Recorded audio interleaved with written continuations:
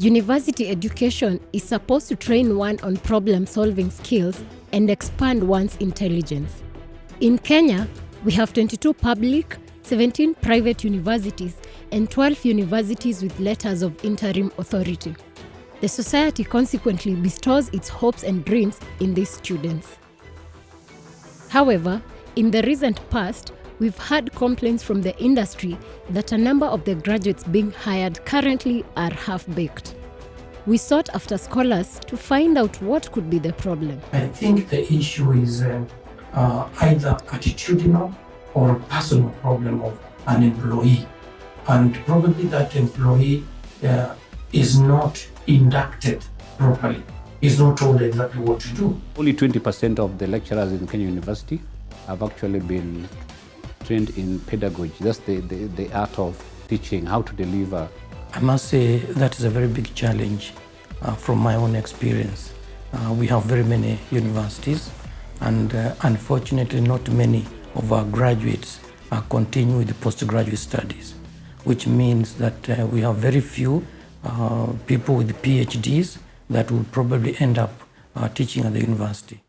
With the increase in the number of our institutions of higher learning, the number of students has increased too. Every year, over 50,000 students enroll in universities in Kenya. This number keeps rising as more people enroll in the chartered universities, and there are many satellite campuses across the country. This has put a strain on the infrastructure. For example, the number of lecture theatres has not increased in proportional terms with the increased number of students. This has also affected the lecturer-student ratio, which has worsened the contact hours or the contact moments with students, and therefore the total outcome is presumably affected by the same.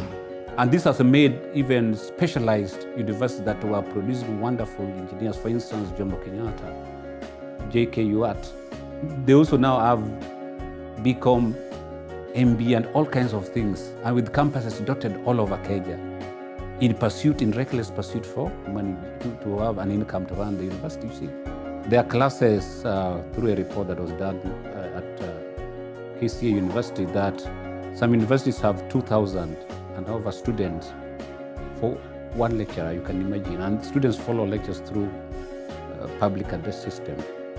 This affects the students as they depend on these lecturers to pass knowledge to them. Most students are scared of speaking about it, but we found this guy who shares his experience. To avoid victimization, Alex, not his real name, a former student from the Jomo Kenyatta University of Agriculture and Technology, asked us not to reveal his face. The experience was horrible. I actually felt shortchanged at the end of it because I felt like I had not received value for the money that I had actually paid. So that by the time I was graduating, I felt like I had gone through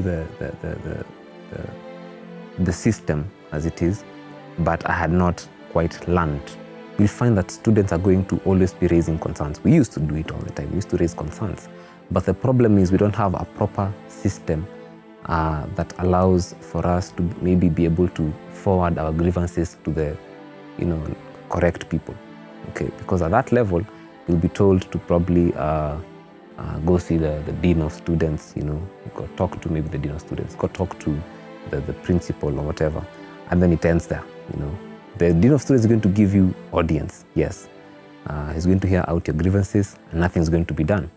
Moreover, university research, which is supposed to train students have better problem-solving skills, is losing its meaning. A spot check on some university notice boards and also along some streets indicates that university research has become a commercial venture. It is very sad. I have noticed in some institutions, even some shops where probably books are sold and so on and so forth, you see notices that do you need any data analysis assistance, we guide on writing thesis and so on. Some people have made education a business, and some students want shortcuts, so they seek for assistance they pay some people to write for them a thesis, or they pay some money to a person who is qualified in the area of data analysis to do the analysis for them, to do the interpretation for them. You know, in other words, we have some students who want a shortcut to getting a paper, to getting a degree. Even with the expansion of universities in Kenya, the output for the academia in the higher level, that is masters and PhDs, is still worrying. This is because lecturers are expected to hold PhDs in order to lecture, but the numbers of graduates at this level poses a concern.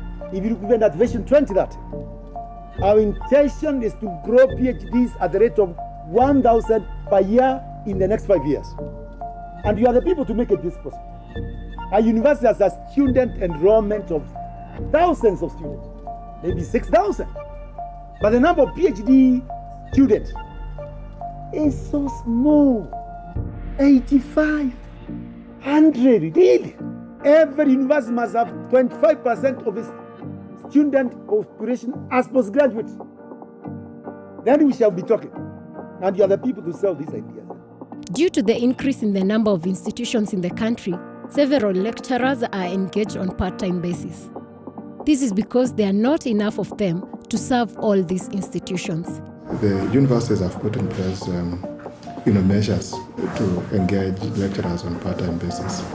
And that has gone a long way, not just in terms of exchanging best practices, but also in mitigating the impact of those numbers on the individual lecturers and individual students.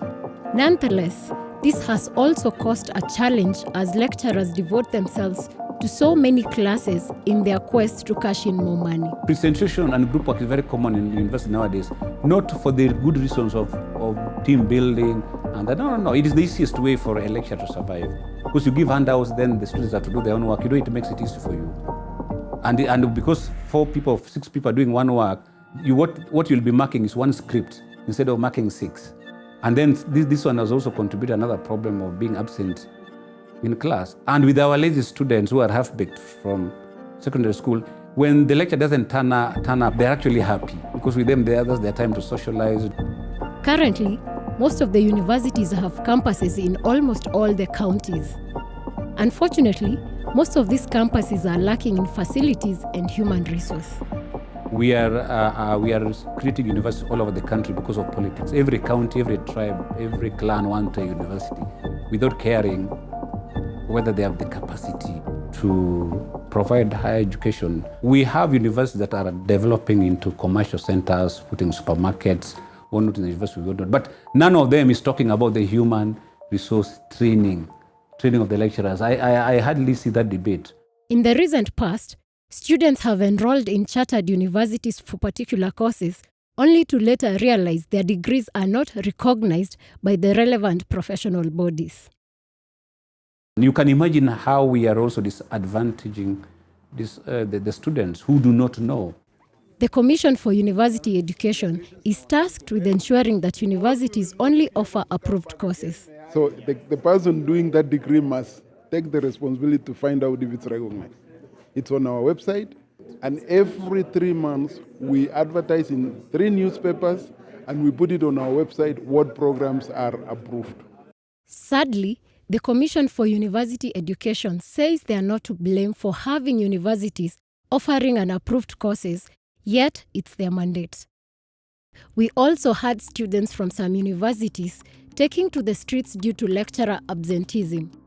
According to a research done by the Inter-University Council for East Africa, at least half of the graduates produced by East African universities are half-baked for the job market.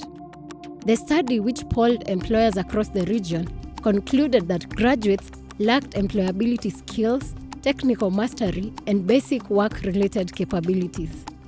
The Federation of Kenya Employers, FKE, is also on record having the same complaint for Kenyan graduates, yet scholars oppose this. Many university graduates are now called upon to do jobs that they were not trained for. Someone is trained as a teacher, that is, they graduate with a Bachelor of Education degree or a Bachelor of Science degree, and then they get a job in the banking sector, either as tellers or as something. Now, such a person, of course, will be measured in terms of performance on the basis of the banking practices about which this person knows very little.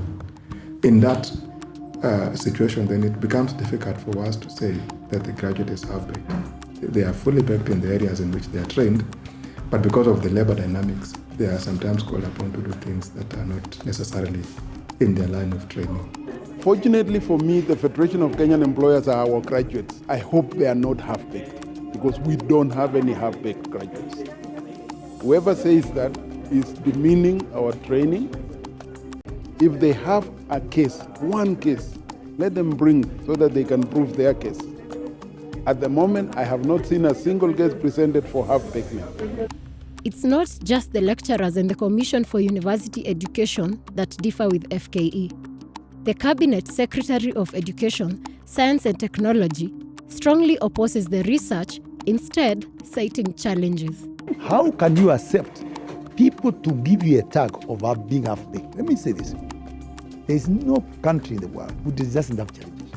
And the fact that you have challenges in no way means you have baked. If there are challenges, if there are certain inadequacies in terms of competencies and skills, let us work together. Kenya private sector, our employers, let's work together. Let us know what is missing and we shall provide it.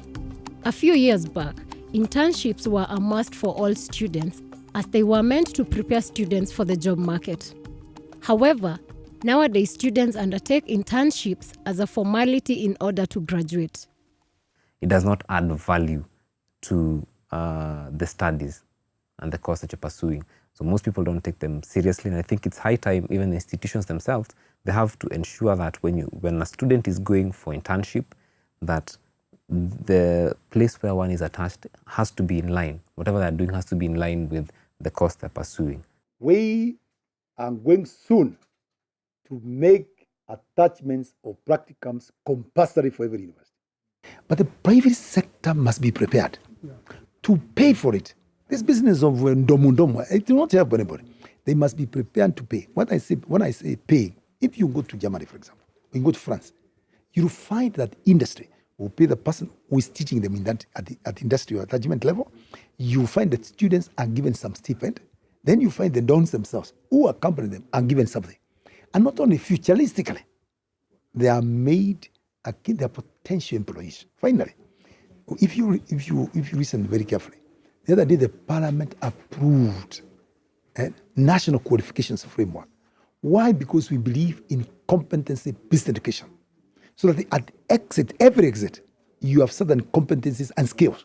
This back and forth by different stakeholders leaves the students with no solution to the challenges they are facing. So what is the way forward? We must restructure the education system in Kenya. First, to restructure, to make sure that we sort out the systemic problems that we are aware of, including the facilities and the human resource. I think universities should be able to establish, provide services that are current, that are market-oriented, that will make their graduate be employed or be employable as soon as the graduate leaves the university.